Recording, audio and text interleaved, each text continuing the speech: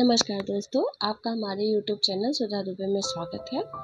आज हम बताएंगे आपको कि गोवर्धन जी की पूजा क्यों की जाती है। जैसा कि आप सभी को पता है कि गोवर्धन जी की पूजा कार्तिक मास की शुक्ल पक्ष की प्रतिपदा के दिन की जाती है, अर्थात दिवाली के दूसरे दिन गोवर्धन पूजा की जाती है। अब हम इसकी कथा के बारे में आपको बताएंगे। इसकी कथा बहुत ही अच्छी और बहुत ही इंटरेस्टिंग है।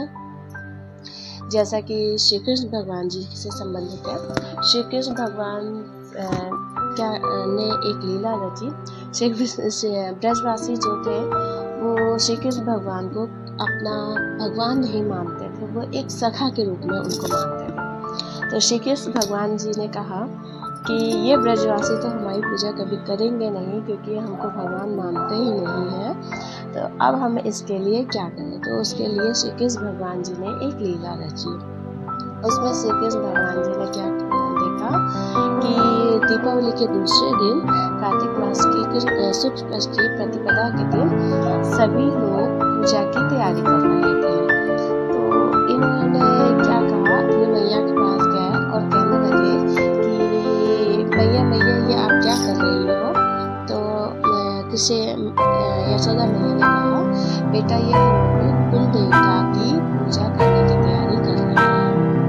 तो ये अपने कुल देवता की पूजा करने की तैयारी कर रहे हैं। तो श्री कृष्ण भगवान जी ने कहा, लो सारी दुनिया के भगवान मैया के सामने खड़े और मैया ना जाने कौन से भगवान की पूजा करने की बात कर रही है। तो श्री कृष्ण भगवान जी अंदर ही अंदर प्रफुल्लित हुए और उन्होंने कहा, लो अब मैं क्या करूं। तो श्री कृष्ण भगवान के मन में एक विचार आया। उन्होंने कहा, मैया ये भगवान क्या होते हैं, भगवान छोड़ो, पहले ये सब बड़ा स्वादिष्ट लग रहा है, इसको हमको भोग करा दो। तो मैया ने कहा, सुन लल्ला, इसको बिल्कुल छूना नहीं, वरना ये सब झूठा हो जाएगा और मुझे फिर से तैयारी करनी पड़ेगी और मैं तेरी बहुत पिटाई करूंगी। तो लल्ला कहले, क्यों मैया, ये भगवान क्या होते हैं। तो मैया ने कहा, मुझे नहीं पता, जा तू अपने बाबा जी से पूछ। तो श्री कृष्ण भगवान जी अपने बाबा जी के पास जाते हैं और कहते हैं, बाबा। जब जाते हैं तो वहाँ पर देखते हैं कि बाबा जी बैठे हुए हैं, सबके साथ बैठे हुए हैं और वहाँ पर जो है पूजा की चर्चा चल रही है कि कौन कौन सा सामान लाना जरूरी है और कौन सी सामग्री इकट्ठा की जाए, पूजा कहाँ पर की जाए, कैसे की जाए, इन सब की चर्चा चल रही थी।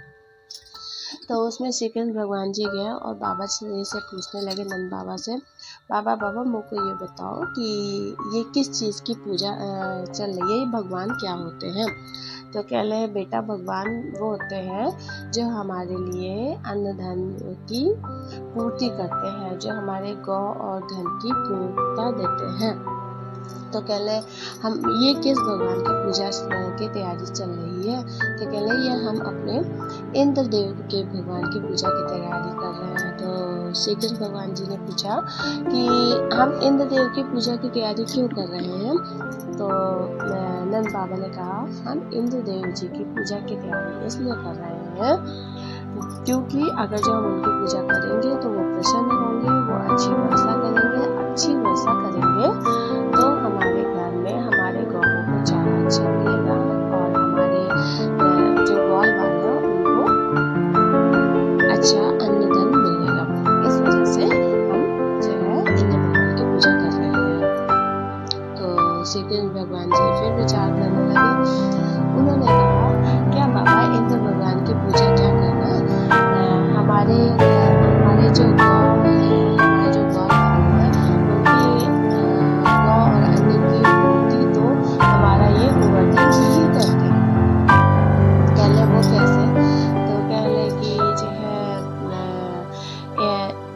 इंद्रदेव जी का तो काम है सिर्फ बारिश करना।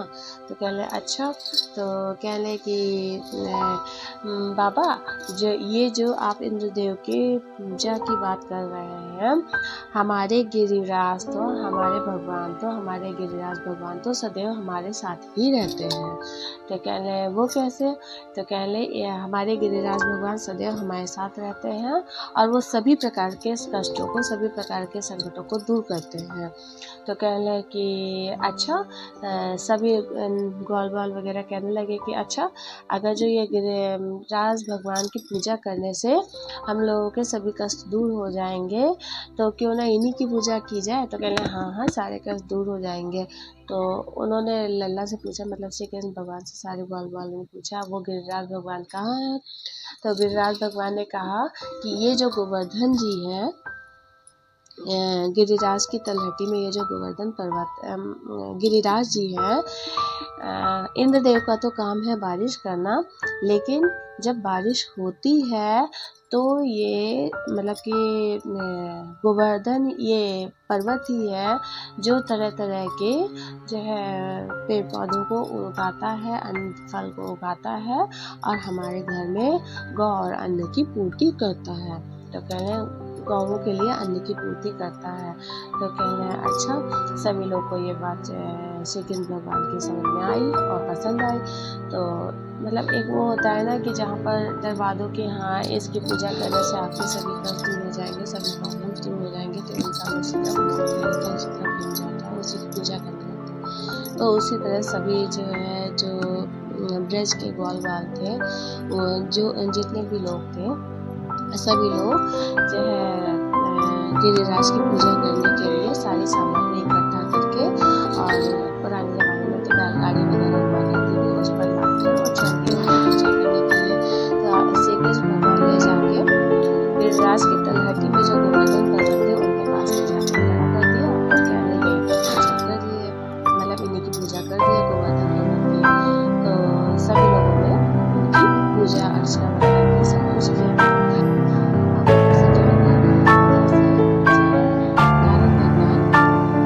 आकाश मार्ग से गुजर रहे थे, उन्होंने ये सब देखा, नीचे पूछा क्या बात है, आप ये किसकी पूजा कर रहे हैं। तो उसमें में से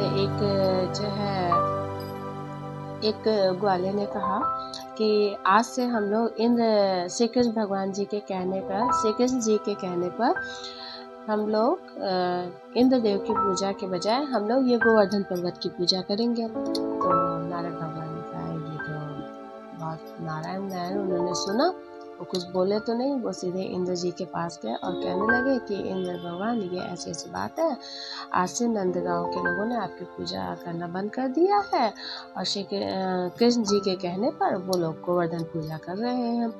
तो इंद्रदेव इस बात पर बहुत क्रोधित होते हैं, वो मूसलाधार बारिश करना शुरू कर देते हैं। अब जब मूसलाधार बारिश करना शुरू कर देते हैं तो कृष्ण जी सभी गांव वालों को, सभी गांव वासियों को अपनी गैया बछिया और अपना जरूरी सामान लेके गोवर्धन पर्वत की तरफ जाने के लिए कहते हैं। सभी लोग गोवर्धन पर्वत की तरफ जाते हैं। अब वहाँ पर इतनी तेज मूसलाधार वर्षा होती है कि कुछ कहने को नहीं। श्री कृष्ण जी गोवर्धन पर्वत को अपनी सबसे छोटी फिंगर पर उठा लेते हैं और उसी के नीचे सारे गांववासी आ जाते हैं। मतलब वहीं पर विराजमान सारे गैया बछिया जितने गांव के लोग थे, सभी लोग उस गोवर्धन पर्वत के नीचे चले आते हैं। अब ये देख के इंद्र भगवान और क्रोधित होते हैं कि ये कौन है जो नंदगांव की रक्षा, ब्रजवासियों की रक्षा हमारे अलावा कौन कर रहा है, ये कौन ऐसा है इंसान है। उनको और क्रोध आती है कि देखिए ये कब तक ये रक्षा कर सकता है। तो वो और मूसलाधार वर्षा करने लगे, और तेज वर्षा करने लगे। ऐसे में श्री कृष्ण भगवान जी ने अपना सुदर्शन चक्र से निकाला और उससे कहा कि आप गोवर्धन पर्वत के ऊपर जाइए और गोवर्धन पर्वत पर पानी के वेग को कम कीजिए, मतलब पानी कम आए, गोवर्धन पर्वत पर पानी कम आए। और अपने शेषनाग जी से कहा कि आप गोवर्धन पर्वत की तरफ आने वाले पानी को कम कीजिए, मतलब कि जो पर्वत की तरफ पानी आ रहा है उसकी धारा को आप रोकिए। तो इस तरह से शेषनाग जी ने गोवर्धन पर्वत की तरफ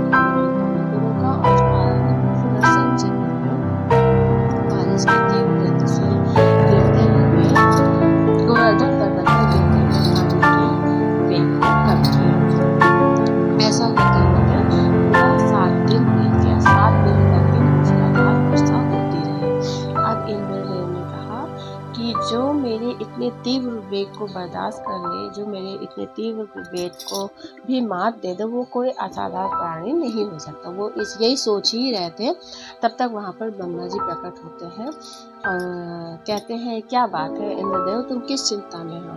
तो इंद्रदेव कहते हैं हे ब्रह्मा जी, हे भगवान, मैं यही सोच रहा हूँ कि एक नन्हा सा बालक कौन है जिसने मेरे इस मूसलाधार तीव्र वर्षा को भी मात दे दिया और उसको और पूरे नगर, पूरे जो ब्रजवासी थे उनकी सुरक्षा किया।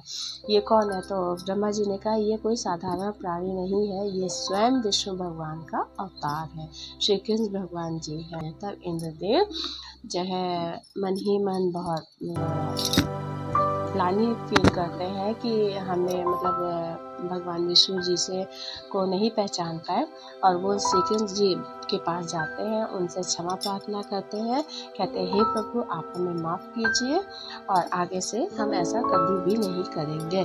तो इस प्रकार से श्री कृष्ण भगवान जी ने इंद्रदेव को माफ़ किया और सभी ब्रजवासियों को की रक्षा किया। उसी दिन से इस दिन कृष्ण भगवान जी के साथ गोवर्धन पर्वत की और ये इंद्रदेव की तीनों की पूजा की जाती है। अगर जो आपको हमारी कथा पसंद आई हो तो please like share and subscribe जरूर कीजिएगा। धन्यवाद। सुनने वाले की भी जय और सुनाने वाले की भी जय। सुनने वाले का भी भला हो और सुनाने वाले का भी।